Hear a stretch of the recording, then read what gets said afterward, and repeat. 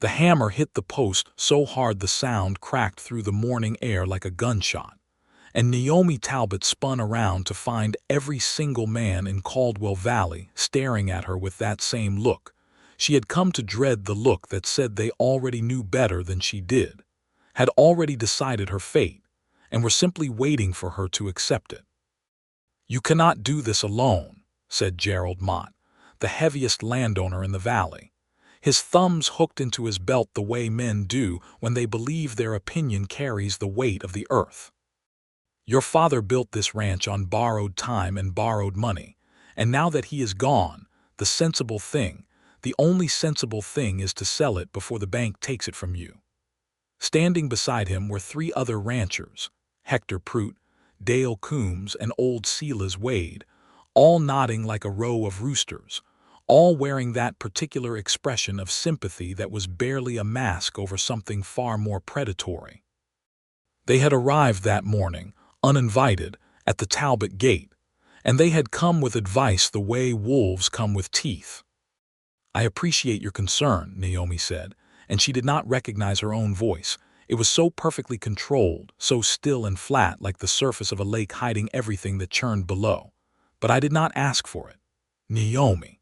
Gerald stepped forward, lowering his voice in that way that was meant to feel paternal but felt like a trap closing around her ankles. "Your fence line is failing on the eastern boundary. Your water pump broke 2 weeks ago, and your herd is down to 40 head. What exactly is your plan?" She opened her mouth to answer, and then she heard it, the low creak of wagon wheels coming up the road behind her. She turned, and what she saw stopped everything in her chest. A man she had never seen before was sitting on the bench of a battered flatbed wagon, guiding a gray-dappled horse with easy, unhurried hands. He was somewhere in his early 30s, broad through the shoulders, wearing a canvas work coat that was not new but was carefully maintained, the kind of coat a man patches himself rather than replacing.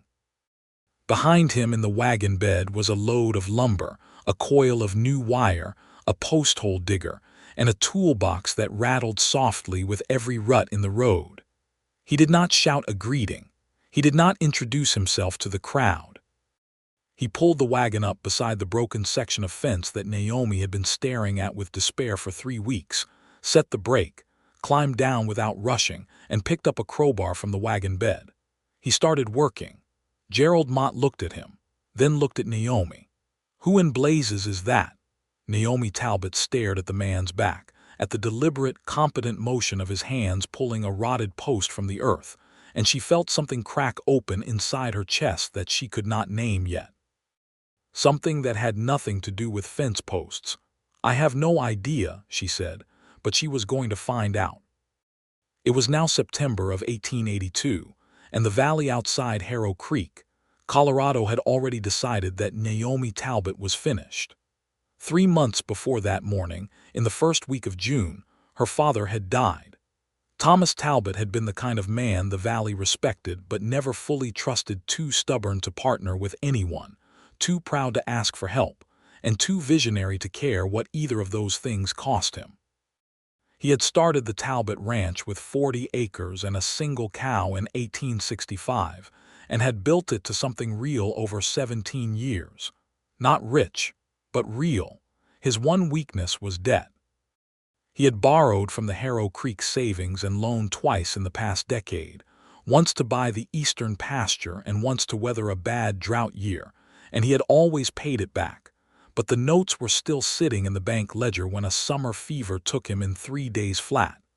Naomi was 27 years old. She had no siblings. Her mother had died when she was 11. She had grown up on this land, worked it alongside her father every season, and she knew every inch of it the way she knew her own hands. What she had not known was the exact shape of the debt. It was $840. To a woman running a ranch alone with no hired hands and a herd reduced by last winter's illness from 60 head to 40, $840 might as well have been the moon. The first rancher who came with advice had been Hector Prout, 3 days after the funeral. "Best thing you can do," Hector had said, turning his hat in his hands in that way men do when they think they are being respectful, is sell the eastern pasture back to me. I offered your father a fair price 2 years ago. Still stands, 40 acres at $2 an acre. That is $80, which gives you something to work with. $80 was not 800. Naomi had thanked him and told him she would consider it. Dale Coombs had arrived the following week with a different variety of advice. Dale was a younger man than Hector, sharp-featured and always smelling faintly of whiskey. He thought he was hiding. His suggestion had been that she take on a partner, specifically him, in a 50-50 arrangement that would solve her cash problem immediately.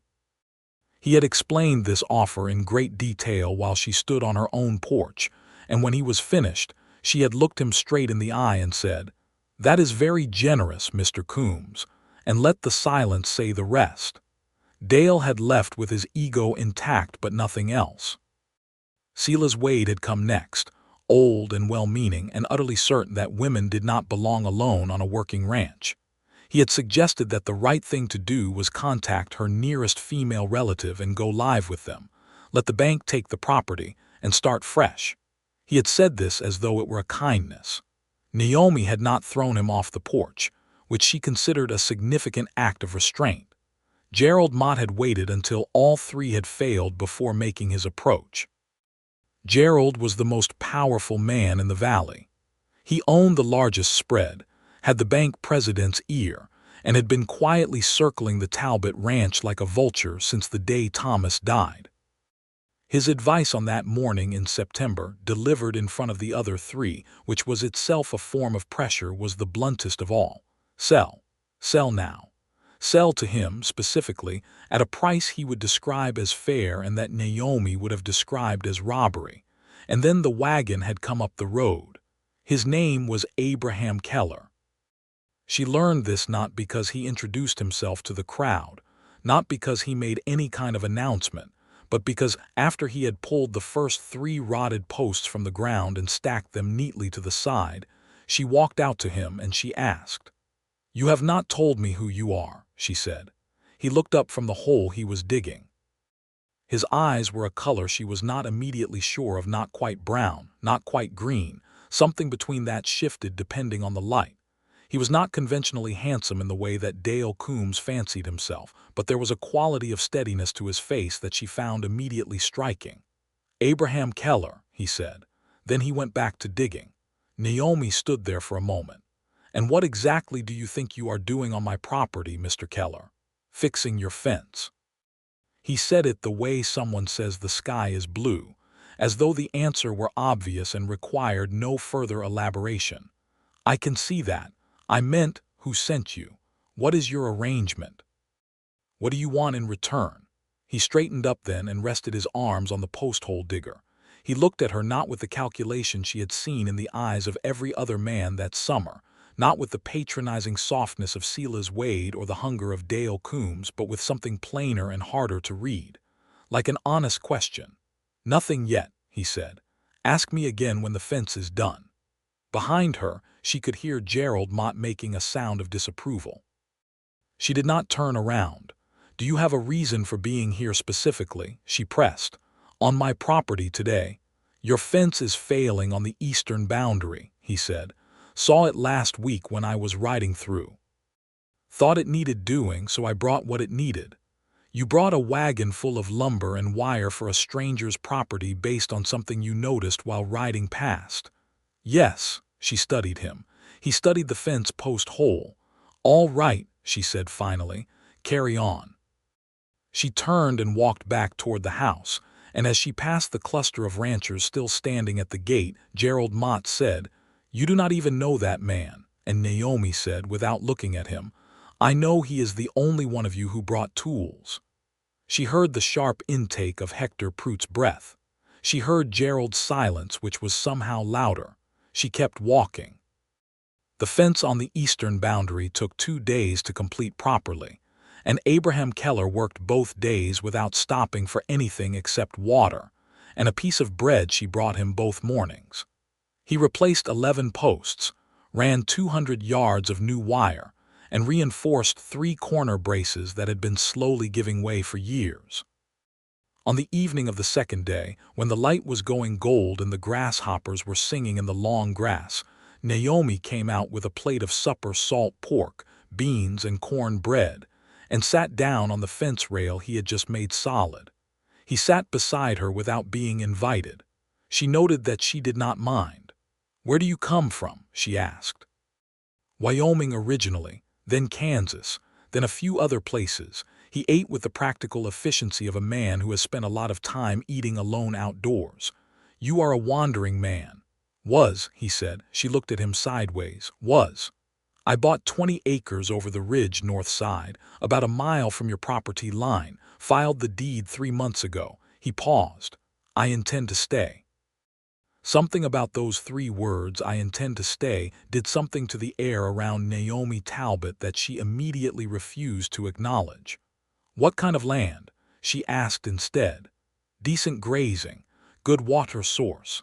I plan to build a proper house this fall and start a small herd in the spring."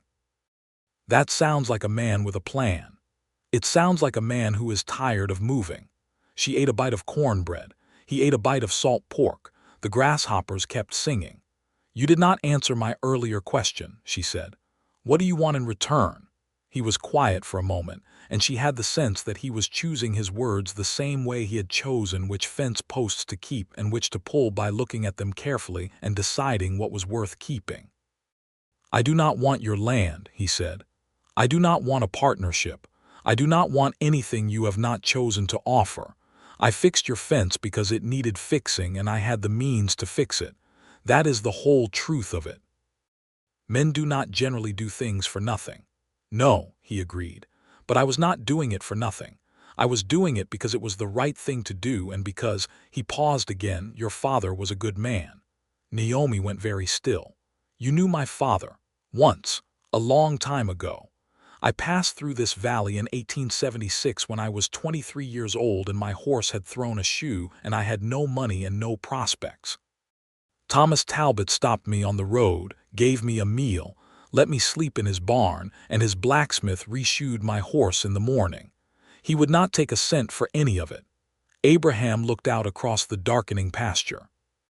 "He said, 'When you have something worth giving, pass it on.' I never forgot that." Naomi was quiet for a very long time. The sky above the Colorado mountains was doing the thing it did in September at sunset, turning colors she had never been able to name properly. Not orange exactly, not pink exactly, something fiercer and more particular than either. "He never told me about that," she said finally. "Most decent people do not advertise their decent acts." She thought about her father, his stubbornness, his pride, his extraordinary private generosity that he wrapped in gruffness so no one could call it soft. "No," she said, "they do not." She went inside shortly after.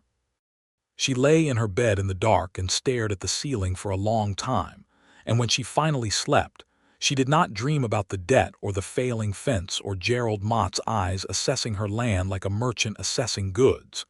She dreamed about a man who showed up with tools when you needed tools and said nothing unnecessary and meant every single word he said.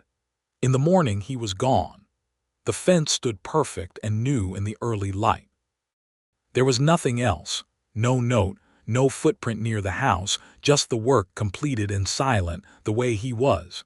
She spent the next 2 weeks focusing on what she could control. The water pump was her most urgent problem after the fence. The pump that brought water up from the underground spring beneath the northern corner of her property had been seizing for a month, and she had been hauling water by bucket from the creek for her cattle, which was sustainable only in good weather, and was going to become a crisis as autumn came on. She did not know how to fix the pump. She knew the theory, had watched her father work on it years ago, but the mechanism was beyond her current skill. She asked around in town about a machinist or a pump repairman, and was told that the nearest man who specialized in such things was in Pueblo, 4 hours south by wagon, and charged accordingly. She was standing at the pump one morning, looking at it with the grim calculation of someone adding up a bill they cannot pay, when she heard that same wagon coming up the road. She turned around and there was Abraham Keller. He was driving slower today, and beside him on the bench was a leather bag she had not seen before, the kind of bag that opened at the top and was full of metal things that clinked against each other. He pulled up beside her without comment, climbed down, and looked at the pump. "Piston seal," he said. "Is it fixable?" "With the right seal, yes." He opened the leather bag and began sorting through it. "I rebuilt a pump similar to this one in Kansas 2 years ago. Same make, Triumph Mechanical, 1876 series." He looked up at her. "Do you have the original maintenance papers? Sometimes they're stored in the barn with the equipment." She had not thought to look there. She found them 20 minutes later folded inside the back cover of a ledger her father had kept on the workbench. Abraham spread them on the barn floor and read through them with the same unhurried attention he brought to everything, tracing dimensions with his finger, occasionally making small sounds that she interpreted as confirmation. "I need one part I do not have," he said finally. "A replacement piston seal, 1/2-inch diameter brass. I can get it from the hardware man in Harrow Creek. He usually stocks pump components." "I will pay for it," she said immediately. He looked at her. She looked back at him. "I know you will," he said simply, without the particular weariness or condescension that phrase usually carried when men said it to her. He said it as though the matter were settled and had never been in question, which was a new experience. He rode to town and came back 2 hours later with the seal and 2 additional items she had not asked for: a tube of waterproofing compound and a new leather gasket. "The gasket was $1 extra," he said, setting everything on her work table. "But the original is cracked. It will fail within a month if you do not replace it. Better to do it now while the pump is apart." "How much did all of it cost?" $1.60 in total. She paid him back from the small tin she kept her day-to-day cash in, and he took it without ceremony, and they worked side by side on the pump for the better part of the afternoon. He did the mechanical assembly. She handed him tools and held components in place when he needed a second set of hands.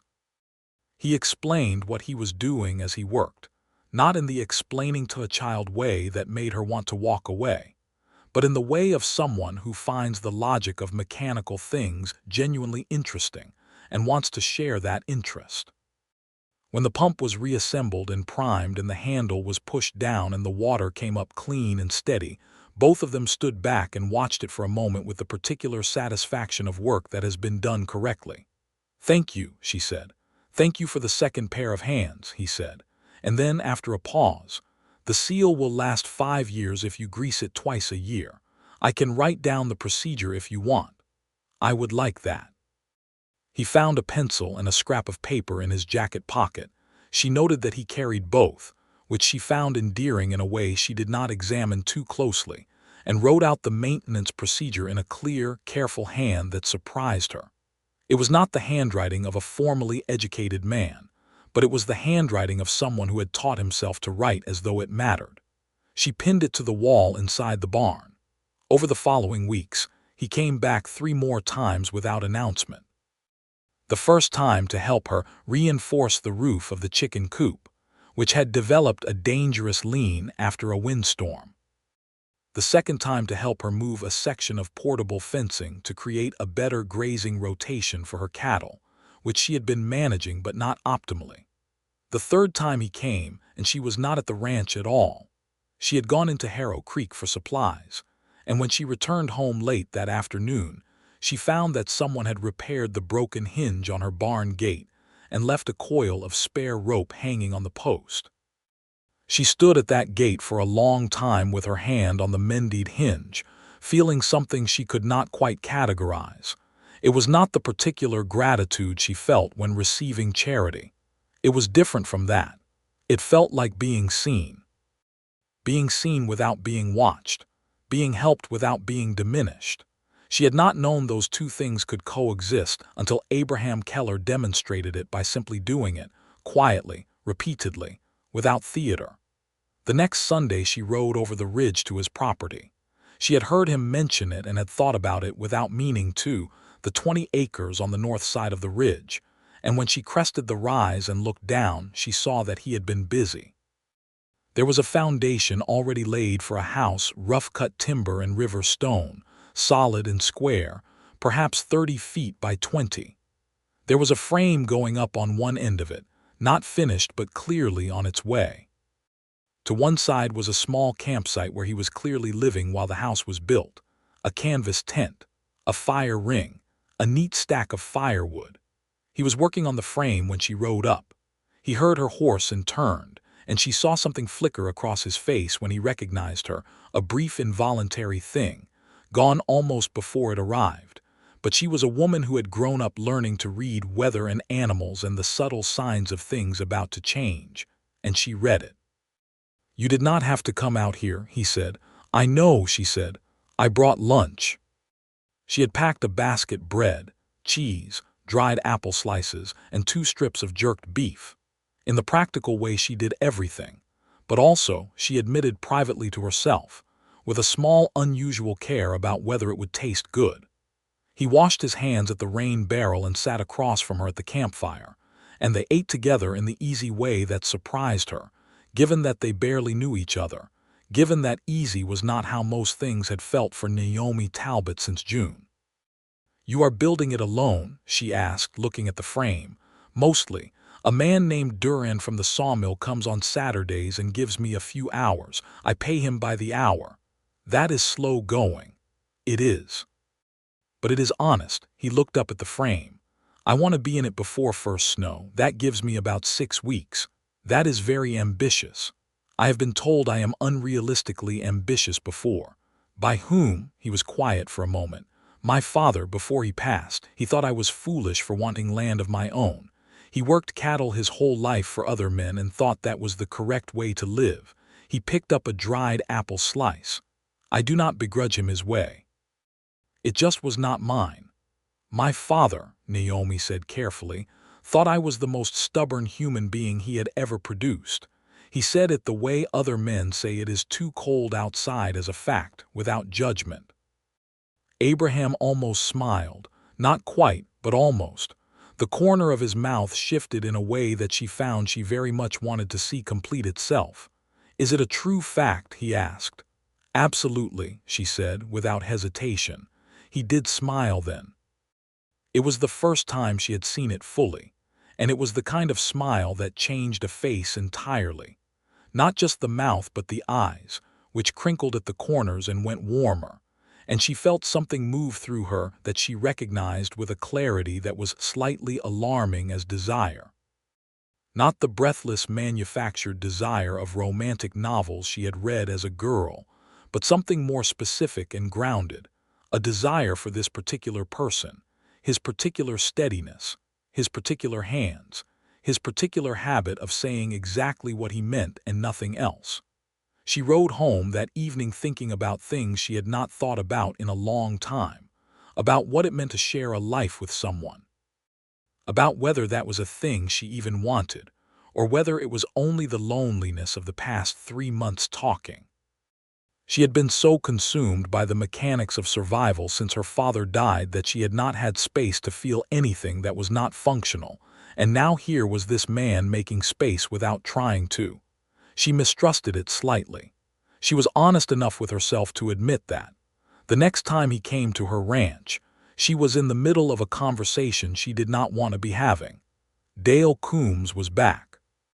He had ridden up without warning on a Tuesday morning, and he was standing on her porch when she came out of the barn, and he was wearing the particular expression of a man who has decided to try again with a different angle.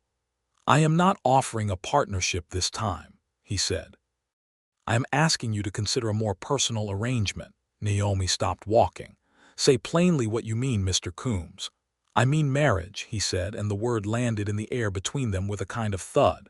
"You need resources. I have them. It is a practical solution to a practical problem. I would not disrespect your attachment to this land. You would keep the ranch in name." "In name," she repeated. "Well, as your husband I would have legal authority over the good morning, Mr. Coombs." Both of them turned. Abraham Keller had come through the gate without either of them hearing him, because he had come on foot today, carrying a length of galvanized pipe over one shoulder and his tool bag in his other hand. He walked past Dale Coombs with perfect courtesy, nodding once as he passed. "Ma'am," he said to Naomi, meeting her eyes briefly in a way that contained absolutely no drama but was somehow completely steadying. "I noticed the drainage pipe on your south pasture was blocked when I rode through last week. I brought what you need to clear and extend it." He walked on toward the south pasture without looking back. Dale Coombs watched him go with the expression of a man who has just had the conversational ground pulled out from under him. "Who is that?" he asked. "My neighbor," Naomi said. "Mr. Coombs, I appreciate your offer, but my answer is no. It was no 3 months ago, and it will be no next month as well. I hope you have a safe ride home." She walked after Abraham Keller without waiting for Dale Coombs's response. She caught up to him at the edge of the south pasture, where he was already kneeling and examining the end of the drainage pipe with a practiced eye. "You have terrible timing," she said. "My timing seemed fine," he said mildly. She bit the inside of her cheek to stop herself from smiling. "He was proposing marriage. I heard. And you walked through anyway. You did not look like a woman who needed rescuing," he said, sitting back on his heels and looking up at her. "You looked like a woman who needed someone to show up so the other person would go away." That was so precisely accurate that she laughed, a real, uncalculated laugh that surprised both of them. And she saw that thing happen in his face again, that quick, warm thing that he tried to contain and could not quite manage. "Is that funny?" he asked. "It is accurate," she said, "which is why it is funny. Accuracy is funny when no one else manages it." He went back to looking at the pipe. "The blockage is about 6 inches in, roots probably. I will clear it and then extend the outlet another 2 feet so it drains properly to the low ground rather than pooling here. How long will it take? 2 hours, maybe 3. I will bring lunch at noon. I would not say no to that." She went back to the house feeling lighter than she had felt in months, and she was annoyed at herself about it in a fond way. And she made lunch with more care than she had made any meal since June, and she told herself it was simply hospitality, and she believed about half of that. They ate at the edge of the pasture while the autumn sky went wide and blue above them, and the cattle moved in the middle distance with the slow contentment of animals who have enough to eat and do not know about bank notes or foreclosure or the strategic intentions of neighboring ranchers. "Can I ask you something direct?" Naomi said. "Yes."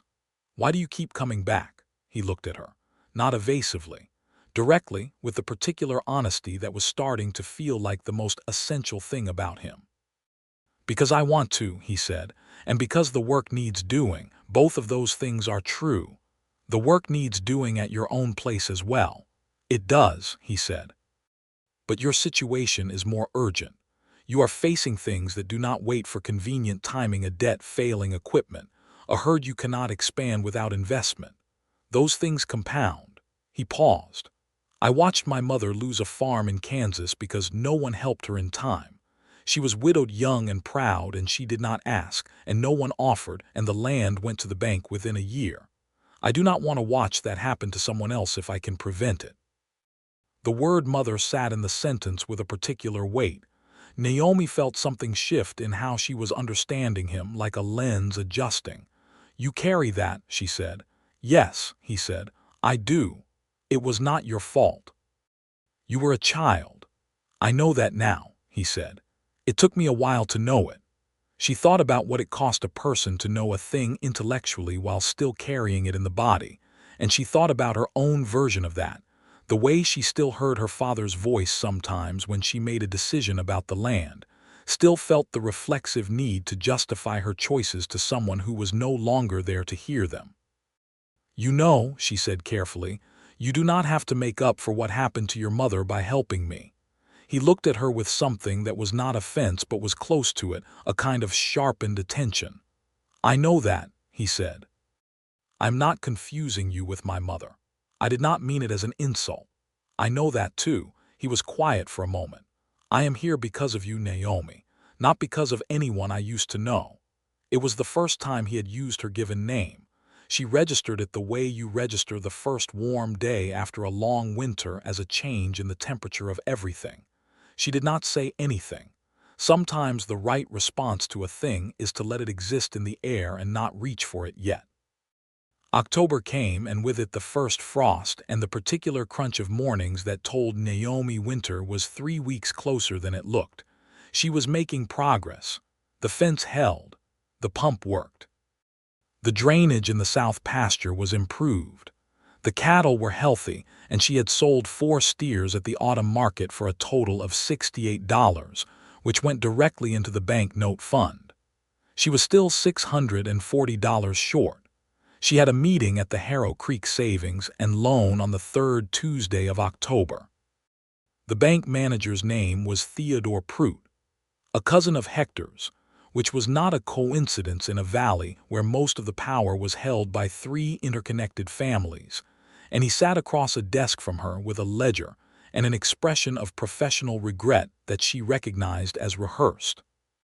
"Current balance on the Talbot property note is $840, he said. "You have applied $200 this year, including your payment today, which brings the outstanding balance to $640. However, the term of the note comes due at the end of December. You will need to retire the full remaining balance by December 31st, or the bank will be required to begin foreclosure proceedings." "What are my options if I cannot meet that deadline in full?" she asked. "You could apply for an extension, but I have to be honest with you, Miss Talbot. The board is not favorably disposed toward extensions on properties that do not have a clear revenue plan for the following year." "I have cattle," she said. "I have land. I have a working water supply and repaired infrastructure. Those are the elements of a revenue plan.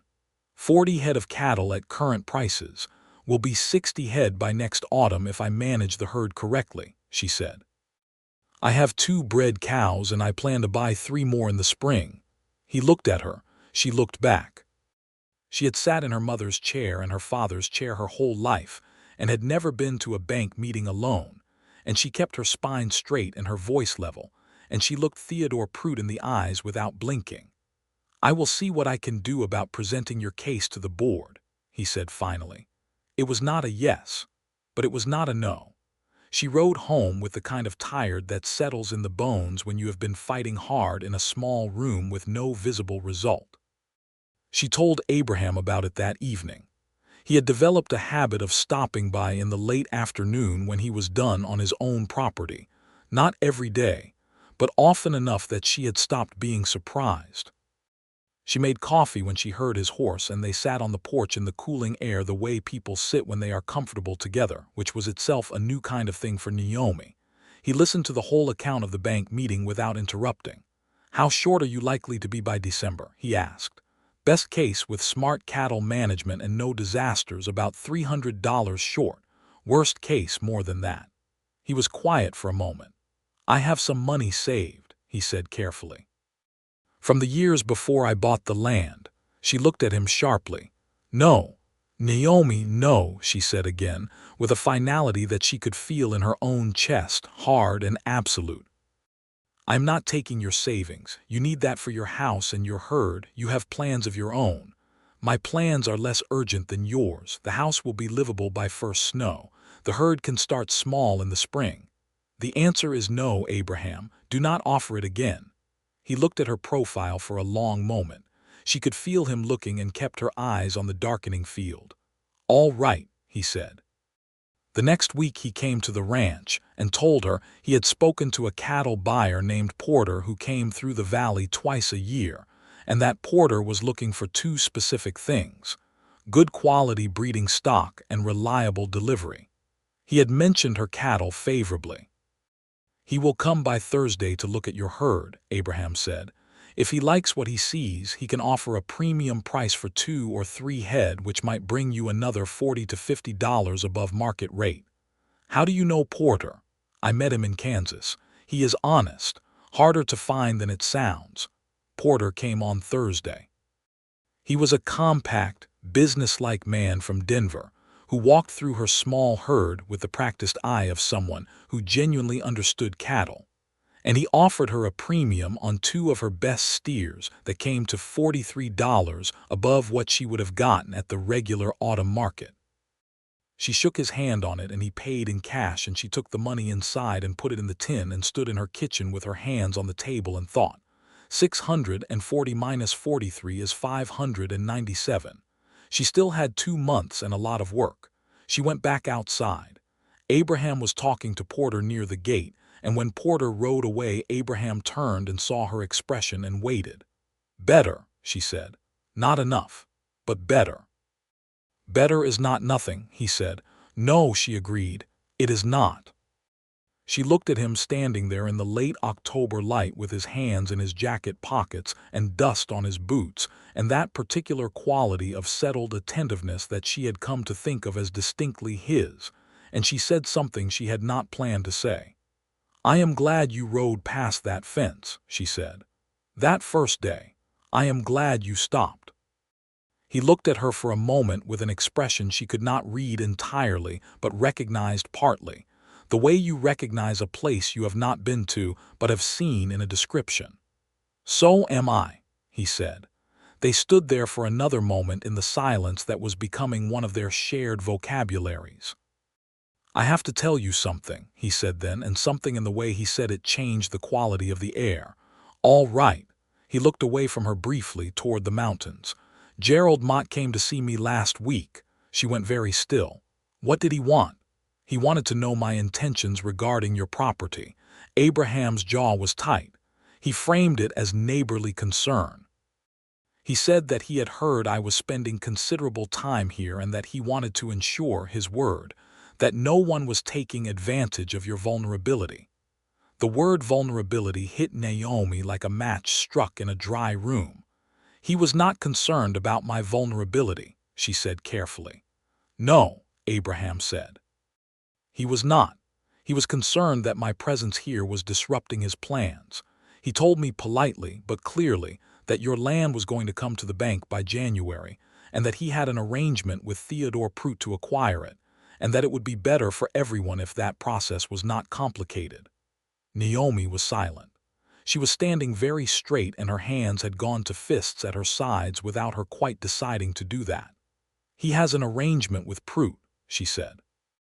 "That is what he implied. That is why Prout is not disposed toward extensions." She heard her own voice going flat and precise, the voice she used when she was processing something that made her furious enough to need control. "They planned this together. Wait for the note to come due, refuse the extension, foreclose, sell to Mott at a below-market price from a position of urgency. It appears so. And Mott came to warn you off. He thought I was an obstacle he could remove by explaining where the power lay." Abraham met her eyes.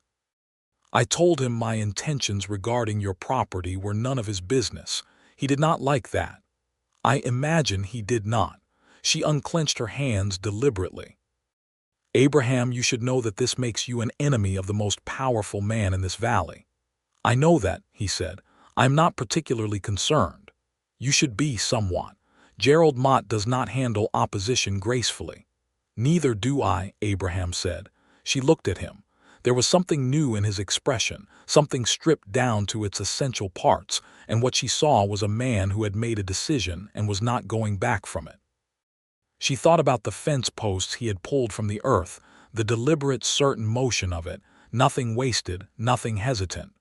"What do we do?" she asked. "We need to understand what is actually in that arrangement between Mott and Prout," he said.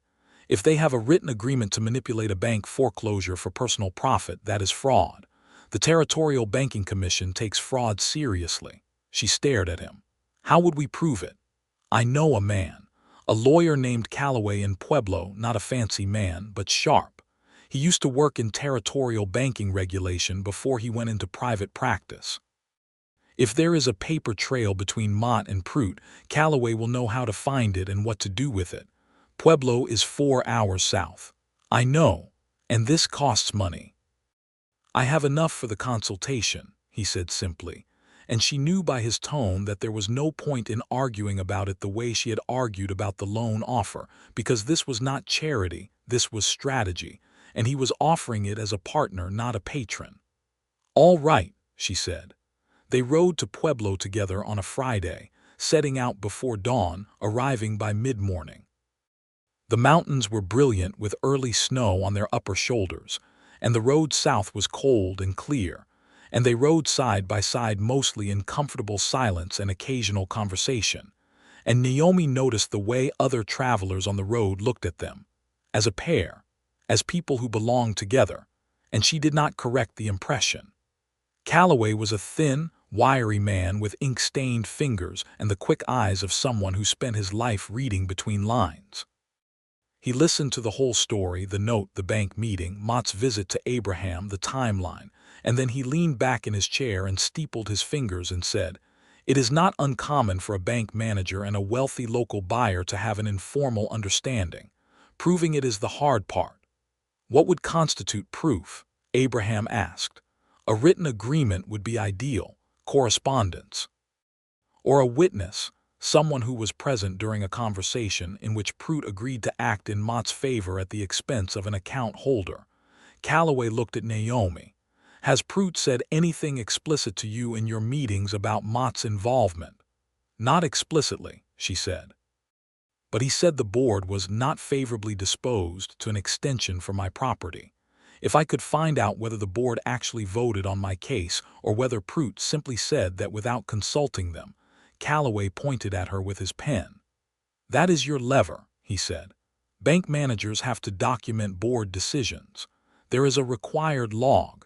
If your application never went to the board and Prout told you it had, that is a procedural violation. That gives us grounds to appeal to the Territorial Banking Commissioner, and the Commissioner would have authority to conduct an audit." Naomi looked at Abraham. He looked at her. "You need to formally request the board minutes for the period covering your application," Calloway said. "Put it in writing. Come to the bank with a written request. By law they cannot refuse it. What you find in those minutes will tell you whether this is a simple case of a small-town banker being overly cautious or something more deliberate." They rode home in the late afternoon with the gold of the mountains at their backs and a plan taking shape between them.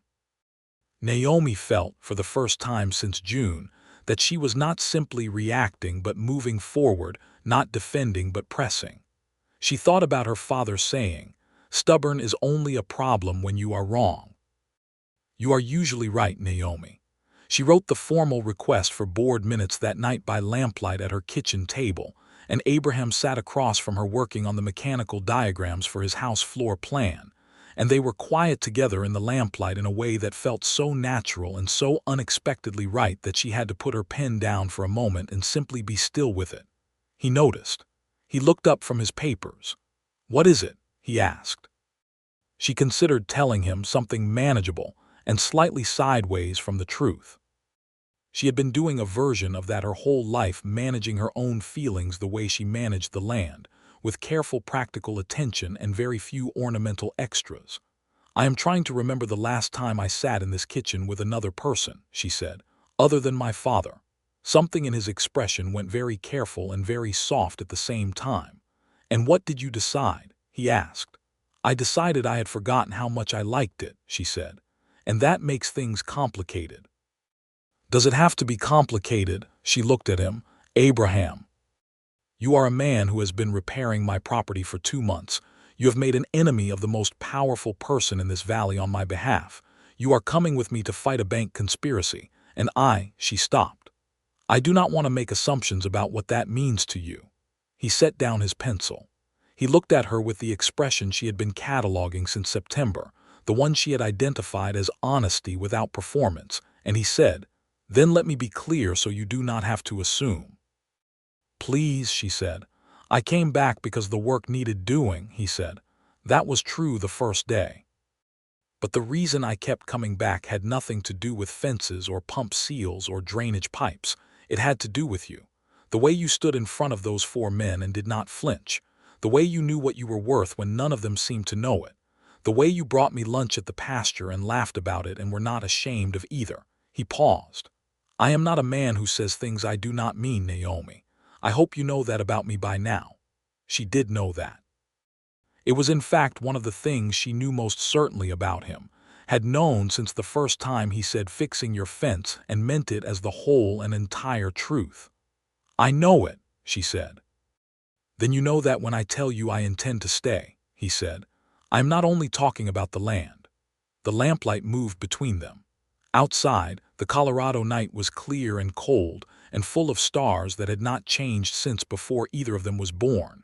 And inside there was warmth and the smell of coffee and the quiet creak of a house that had held one family and was just beginning to consider holding more. She reached across the table and put her hand over his.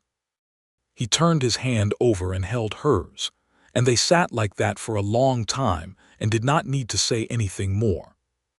In November, Naomi delivered her written request for the board minutes to the Harrow Creek Savings and Loan. She did it on a Tuesday morning, formally dressed, carrying the document she had written with Calloway's guidance and had copied out twice in clean final versions, one for the bank and one for her own records. Theodore Prout received it with an expression she could only describe as momentarily unmasked. For just a second, she saw something beneath the professional regret, something tighter and sharper, before he rearranged his face and said he would have to consult with the bank's legal representative. Of course, she said.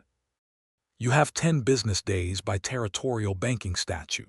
She had learned that from Calloway. She enjoyed watching Prout realize she knew it. She left the bank and walked to the general store to get her supplies, and as she was loading the wagon, Gerald Mott appeared at her elbow the way men like Gerald Mott appear suddenly, with the air of someone who has been waiting. I hear you have been consulting with a Pueblo lawyer, he said. The valley talked. It always did. I hear a lot of things too, she said, continuing to load her wagon. You are making this harder than it needs to be, he said. I have offered you a fair price for your property twice. I will offer it once more today, and after that I will not be so generous. She stopped loading. She turned around and looked at him fully, not with the management she usually applied to him, the controlled distance, but with something more direct and honest. Mr. Mott, she said, my father built this ranch. I have worked this land since I was 9 years old. I know every inch of it. I know where the soil is rich and where it goes sandy. I know which pasture floods in a wet spring and which one holds water through a dry July. I have repaired the fence, fixed the pump, cleared the drainage, improved the herd management, and found a better buyer for my cattle. I am doing all of this legally and correctly, and I am not going to sell to you at any price because this land is not a problem to be solved. It is mine. It belongs to me and to the people who come after me. She picked up the last bag of flour and set it in the wagon. I hope that is clear enough. She climbed up onto the bench and took the reins. Mott said from behind her in a voice that had gone flat and cold, You are making a mistake. That may be, she said, but it is mine to make. She drove home. Her hands were steady on the reins the whole way. The board minutes arrived by law within the 10-day period. What they revealed was what she had suspected and Calloway had predicted. Her application for an extension had never been presented to the board. Prout had made the decision himself and reported it to her as a board decision, a procedural violation that, as Calloway had described, gave grounds for an appeal to the Territorial Banking Commissioner. She sent Calloway the copied minutes by post with a letter describing the situation, and Calloway filed the appeal on her behalf within the week. The Territorial Banking Commissioner's office in Denver acknowledged receipt within 2 weeks. They assigned an investigator. Gerald Mott did not come to her property again.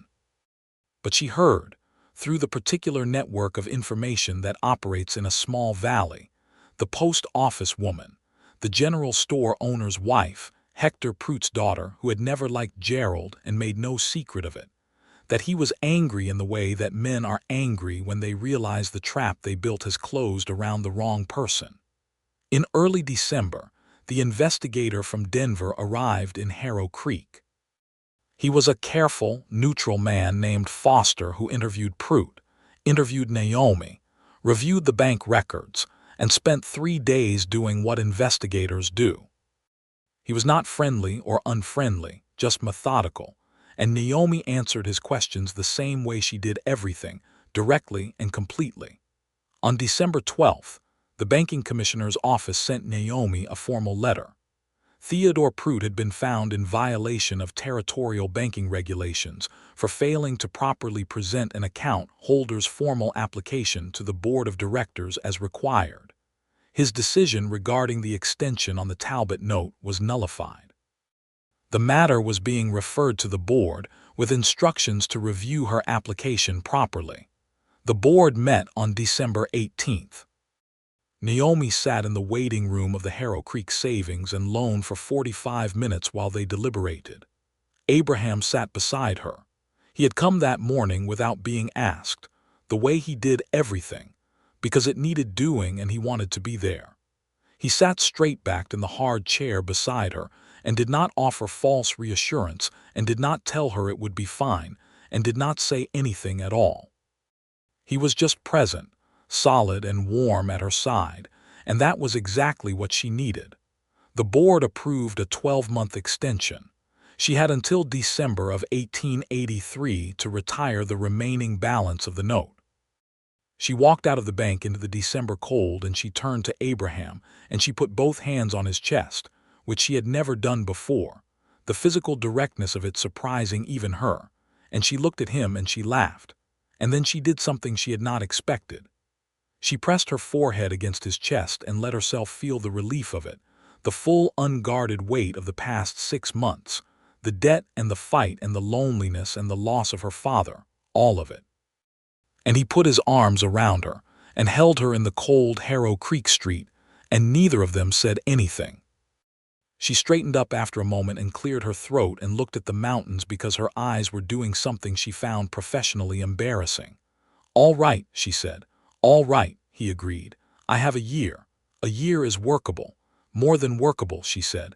"With proper management of the herd, with the premium buyer porter, with cutting the unnecessary expenses, I can retire this note in a year. I know I can." "I know you can too," he said. She looked at him. "I would like your help." "You have it," he said. And then, more quietly, "You always have." Christmas of 1882 was the first Christmas Naomi Talbot had spent not alone exactly, but not with family either. It was the first Christmas in 17 years without her father. She had been dreading it since October in the abstract way you dread things you are not ready to face. What actually happened was this. Abraham had finished enough of his house to be living in it by mid-November, and on Christmas Eve he rode over to her ranch with a small spruce tree cut from the ridge and a bag that contained coffee, a pound of sugar, a tin of peaches, and a package wrapped in brown paper. She made dinner roasted chicken, potatoes, dried apple cake, and they sat at her kitchen table with the spruce tree propped in a corner and the lamplight warm around them, and they talked until late in the evening. He gave her the wrapped package after dinner. She opened it carefully and found inside a copy of a cattle management manual published in 1879, with particular sections bookmarked in small pieces of paper that she recognized as his handwriting summarizing the relevant passages. She looked at it for a long moment, at the care that had gone into those bookmarks, the specific selections that applied to her exact situation. "You read the whole thing," she said. "I read the whole thing. There are some useful strategies for improving conception rates in your breeding stock that I thought were worth your attention. And there is a chapter on winter feeding management that might help you carry more weight on the herd through January." She looked at him across the table. "Abraham," she said. "Yes. I love you." She had not planned to say it. She had been thinking it for several weeks in a controlled private way, examining it in the evenings when she was alone the way you examine something you found on the road carefully from multiple angles, making sure it was what it appeared to be. And it was. It was exactly what it appeared to be, complete and specific and certain. And she was tired of carrying it alone when the whole point of it was that it was about him. He looked at her across the small space of the kitchen table, and his expression was the most unguarded she had ever seen it, open and slightly stunned in the way of someone who has been hoping for a thing for long enough that they have stopped expecting it. "Naomi," he said, "you do not have to say it back if you are not ready," she said immediately, because she was a practical woman even in this. "I have loved you since September," he said. "Since you walked out to that fence and asked me what I thought I was doing on your property," She stared at him. Since September. That is 3 months of not saying it. I was not sure you were 3 months, Abraham. I was being patient, he said, and the corner of his mouth was doing that thing it did, and she could feel the smile in her own face answering it. She got up from her chair and walked around the table, and he stood up, and she put her arms around him. And they stood there together in her kitchen on Christmas Eve with the small, crooked spruce tree in the corner, and the lamplight around them and the Colorado cold outside. And it was the most at home she had felt in a place that had always been her home. He kissed her, and it was not dramatic the way it is in novels, not swept off her feet, not breathless and confused. It was warm and deliberate and exactly right, like a fence post set correctly in good ground, like a pump that finally runs clean and steady, like something built to last. Winter was hard, as winters always were, but manageable. The cattle stayed healthy on the modified feeding regimen from the manual. The pump held. The fence held. The drainage improvement in the south pasture turned out to be even more valuable than expected when February brought unusual rain, and several of her neighbors dealt with flooding that she did not. Abraham came every few days, sometimes to work on something that needed doing, sometimes simply to be there. They developed a life together the way people do in a practical place, not through grand declarations, but through accumulated small decisions. The morning he arrived and fixed a board in her barn floor that had been uneven for months. The afternoon she rode over to his property and helped him dig post holes for the corral fence he was building. The evenings they spent at one table or the other, reading or planning or simply talking. He asked her to marry him in March, on a morning when the snow was finally melting and the ground was coming back to itself, and the first green was showing in the south pasture where the drainage was good. He did not make a production of it. He was standing in her kitchen with a cup of coffee, and he said, "I want to marry you, Naomi. I want to build something here with you. I want to share my 20 acres and my plans and my savings and whatever else I have with you. And I want to help you pay this note and grow this herd and make this land what your father always wanted it to be. I want to be here for all of it, if that is what you want too." She said yes the way she did everything, decisively, fully, without looking back. They were married in June of 1883, 1 year after Thomas Talbot's death, in the small church in Harrow Creek.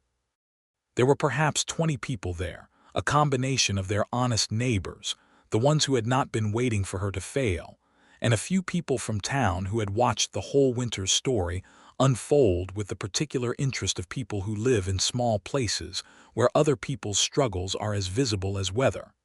Hector Prout was not invited. Dale Coombs was not invited. Gerald Mott was certainly not invited.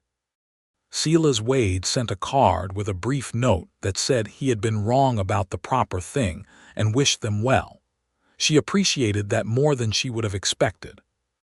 Abraham wore a dark coat he had made in Pueblo, and he stood at the front of that little church and looked at her with an expression that she would remember for the rest of her life. Not the look of a man receiving a thing he wanted, but the look of a man standing inside the thing he had been working toward all along without knowing exactly what shape it would take. She wore her mother's dress, taken in and adjusted by the seamstress in Harrow Creek, ivory cotton with small embroidery at the cuffs. She carried the spruce branches she had cut that morning from the ridge because she preferred that to cut flowers. She walked down the aisle of that small church on land her father had walked, and she felt his presence not as a ghost or a sadness, but as something built into the ground beneath her feet, the foundation of it. The summer of 1883 was the best she had known.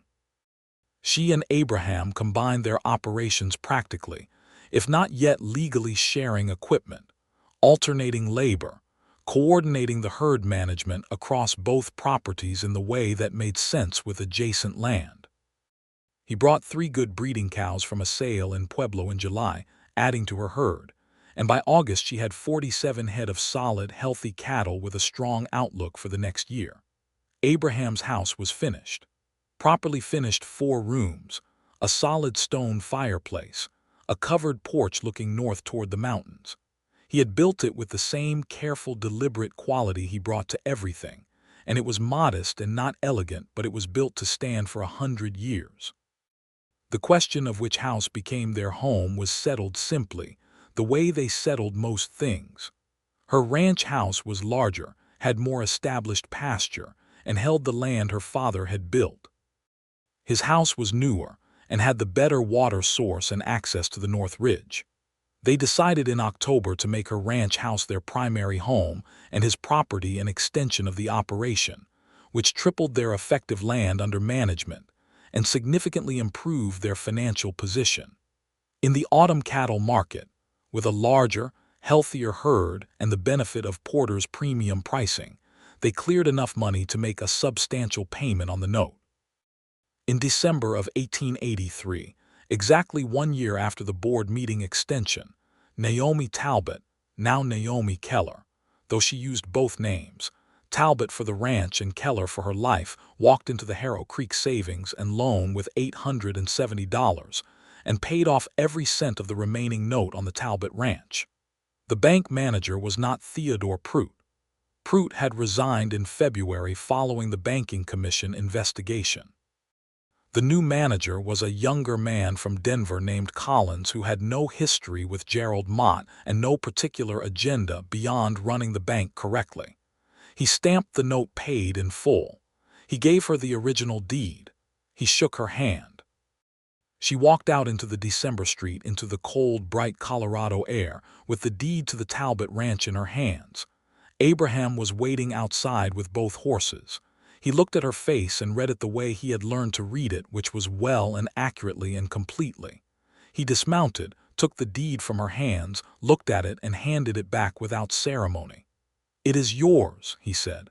"Ours," she said. He nodded once, the way he did when something was settled and did not need more words. Gerald Mott left the valley in the spring of 1884. It became known gradually, through the valley's information network, that the Banking Commission's investigation had extended beyond Prout to examine the records of several property transactions Mott had facilitated through the bank over the preceding 5 years. The territorial authorities found sufficient irregularities to warrant a formal inquiry. Mott sold his ranch, the large spread he had spent 20 years building, to a cattle company from Cheyenne and departed for somewhere west of anyone's particular interest. Naomi heard the news from the post office woman one morning in April. She thought about it for a moment. She thought about the 6 men who had stood at her gate in September 1882 with their advice and their assessments and their particular certainty that she was finished. She thought about the one who had driven past all of them and picked up a crowbar. She went home and found Abraham in the south pasture checking the cattle, and she rode up alongside him and told him about Mott leaving, and he listened, and then he said, "Good," with the simple finality of a man closing a chapter that had served its purpose. "Good," she agreed. They rode back to the house together in the spring afternoon, and the pasture was green, really green, the particular green of Colorado spring that only happened for about 3 weeks before the summer heat came and the grass went dry and gold. The cattle were fat and increasing. The fence line was solid from end to end. The pump was running clean. The note was paid. She was 28 years old, and it was spring, and she was riding home across her father's land beside her husband, and she had won every single thing she had fought for, and the cost of it had been worth paying, and she knew it with the same certainty she knew the boundaries of her property, which was, completely and without question. They were expecting their first child. She had known for 6 weeks, had told Abraham 3 weeks ago on an ordinary Tuesday morning over coffee, and he had sat very still for a moment and then said, in a voice that was just barely not steady, "Are you well? Are you feeling well?" "Yes," she had said, "I am very well." He had reached across the table and taken her hand and held it with the particular careful pressure of a man who understands the weight and privilege of what he is holding. The baby came in November of 1884, a boy. They named him Thomas for her father. He arrived on a Sunday when the first snow was just beginning to fall outside, and Abraham sat through the whole night in the chair beside the bed with his hands clasped and his head bowed and occasionally looking up when she needed him to look. And when the doctor finally said, "It is a boy, Mrs. Keller," and put the small red bellowing creature in her arms, she looked at Abraham and saw that he was crying. She had never seen him cry before. She had not known it was something he did. "Abraham," she said softly. He came and looked at Thomas and then at her, and he said something she would carry for the rest of her life, that she would tell the boy when he was old enough to hear it, and that she told her other children after that. "I spent a lot of years moving," he said, "because I did not know what I was moving toward. Now I know." By 1886, the Talbot Keller Ranch, they kept both names on the gate, a small deliberate thing, a marker of who this land had been and who it was now, was the most efficiently run operation in Caldwell Valley.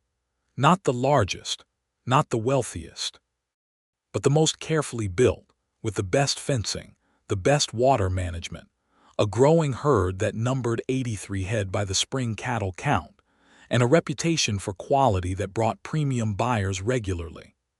Thomas was a sturdy, dark-haired 2-year-old who had his mother's stubbornness and his father's precision, a combination that expressed itself primarily as an extremely strong-willed interest in exactly how things worked.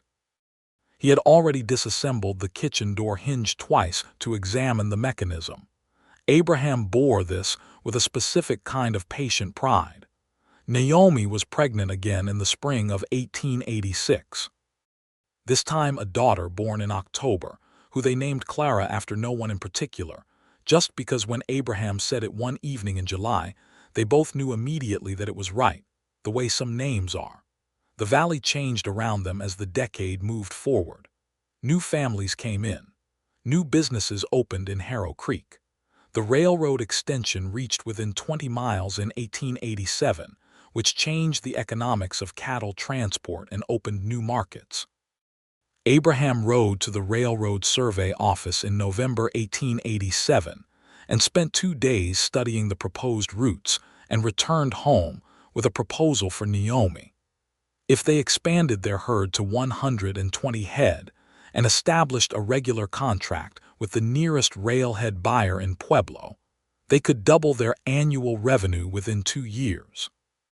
She went through it with him figure by figure at the kitchen table, the same table where they had sat with plans and ledgers and legal documents and Christmas dinner and all the accumulated documents of a shared life, and she said yes.